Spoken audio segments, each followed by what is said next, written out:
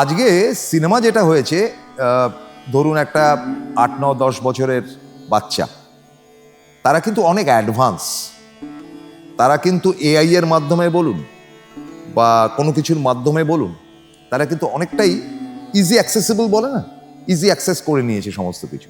এবং পাকা পাকা তারা তাদের নিজেদের বয়সের অনুপাতে অনেক অ্যাডভান্স সমস্ত ফিল্ম দেখে। এবং শিশুদের ক্ষেত্রে বলা যেতে পারে যে সেক্স ভায়োলেন্সের যে জায়গাগুলো আমাদের রেস্ট্রিক্ট করা হতো একটা সময়, যে তুমি এটা দেখবে না, বা আমি নিজে জানি যে প্রায় 15, 16, 17 বছর বয়স্ক যাদের একটু গোফটোপ উঠে গেছে আলাদা, আমি দেখতাম যে নিউ এম্পায়ার আমাদের কলকাতার, এখন তো হলটা নেই, লাইট হাউস, মেট্রো, এরকম 3-4টি হল ছিল, ইংরেজি হল, গ্লোব, এখন একটাও নেই বোধহয়।